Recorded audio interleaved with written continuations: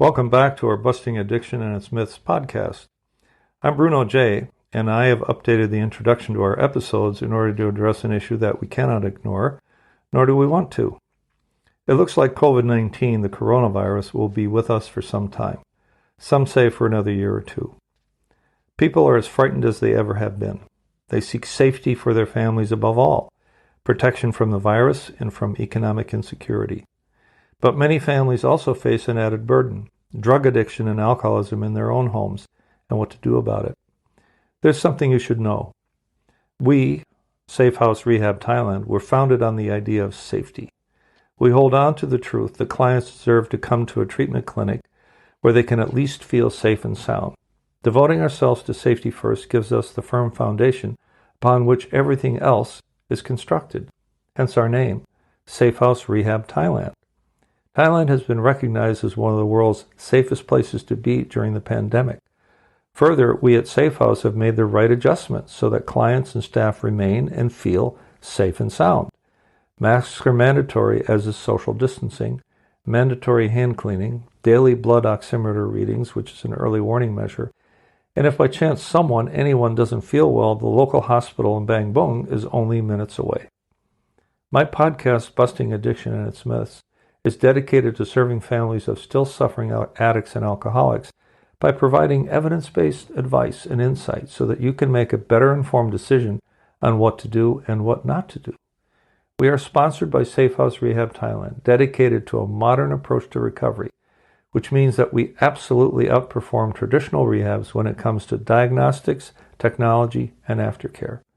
To learn how we can help, just visit safehouserehab.com, where we post the latest news, or send us an email at contact@safehouserehab.com.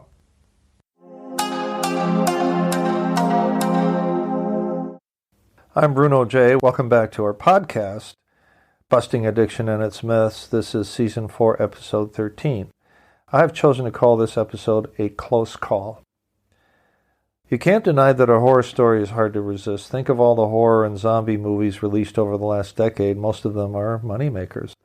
And just as people are compelled to stare at the scene of an accident on the highway, so too are people drawn to the idea of a near-death narrative, especially in the context of addiction and alcoholism.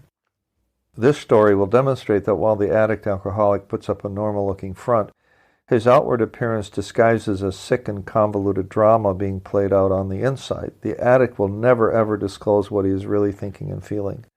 He will never even open up about the crazy things he does, especially when he goes overboard either in search of dope or when he's stoned and drunk. Just so there's no confusion, by dope, I mean any substance other than alcohol that delivers a high or an altered state is obtained illegally, or legally for that matter. What follows is a short story vignette that spells a close call with death. But there's also redemption at the end of the story, so you should feel that all is not lost as long as the lesson is learned. This story was told to me by a friend in the ad business. Oliver actually sobered up before I did, and he is known to be a truth teller, so I have no reason to doubt his word about what happened that night. Oliver was a successful ad man, he still is, who liked his marijuana. He's clean and sober now, and he may have even considered himself an addict, but wasn't sure at the time. He was sitting on the second-floor balcony of his apartment in a college neighborhood, leisurely smoking a joint, when he spotted another young man about his age leave the building and pass in front and just below him. Oliver asked the guy, whom he didn't know from Adam, "Hey, do you know where I could get some dope?" Just like that. The fellow says, "Sure, you got a car and $500? So Oliver gets the cash, some from the ATM and some from his own stash, and they climb into Oliver's truck and head into the sketchy part of town. Oliver learns the other man's name is Mark, and Mark proceeds to tell him that he's just out of jail for a baby offense, whatever that was supposed to mean. Okay, by now it's kind of late to turn back. Besides, Oliver notices with a twinge of panic that Mark has a small caliber pistol, maybe a .32, tucked into the front of his jeans. At about 9 p.m., it's already jet black dark as Oliver parks his Chevy truck on the street about 100 feet from a dimly lit bungalow. The street is jammed with ordinary parked cars and some low-riders and people lounging around on their porches on a warm summer night. A noticeable aroma of weed in the air, no problem yet. Just then Mark turns to Oliver and says, I have an idea. Let's have our cake and eat it too. Just stay here and be ready to drive your ass off as soon as I jump into this piece of shit truck of yours. Okay, so the front door opens just as Mark walks across the porch where a couple of the boys are toking as they leisurely sway in their rocking chairs. They pay Mark no notice. He walks in looking relaxed and confident, but it isn't more than 2 minutes before Oliver hears pop, pop, pop. And Mark is running out holding his leather jacket in one hand and his gun in the other. Oliver had forgotten to unlock the passenger side truck door, so there was that what the heck moment with both gentlemen panicked and Mark very pissed off.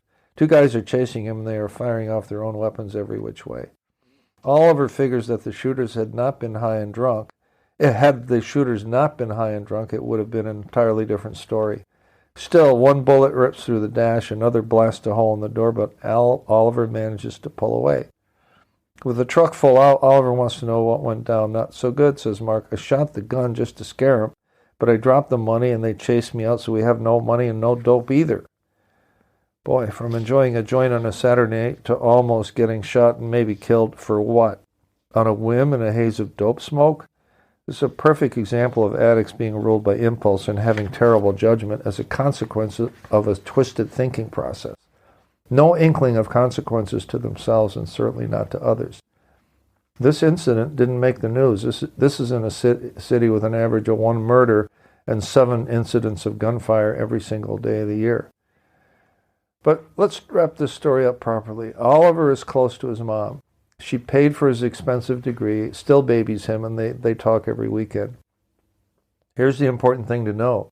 She had not a clue as to where her boy was really doing in his off hours. She's the widow of an abusive man who drank himself to death, and she is deathly afraid of anything that even suggests alcohol or drug abuse.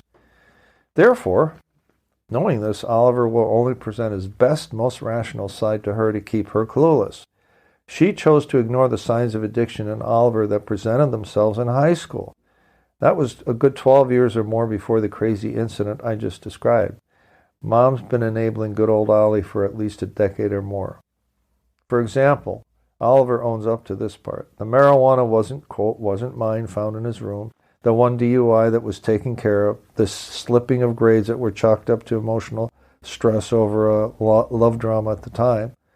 Mom lived in denial, and once Oliver was out of the house, it was just that much easier to stay clueless, almost on purpose. The scary fact is that addictive disease is very progressive. That is, it always gets worse, never better, never. Any thoughts otherwise are fueled by a dangerous illusion that suggests the ordinary mortal can manage a disease that makes people's lives completely and totally unmanageable.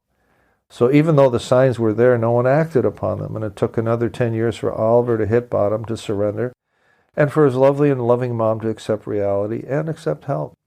Had she discovered what he was really up to, I can't help but wonder how she would have reacted, whether she would have fainted on the spot or shouted, I just knew you were up to no good. We'll never know, of course. We're just happy that he made it out alive, and that includes his wonderful mom. So what do we learn from Close Call? 1, when you're an addict, you act out of impulse without regard to the consequences to yourself or others. The impulse is almost invariably about feeding the addiction with more of what gets you and keeps you high.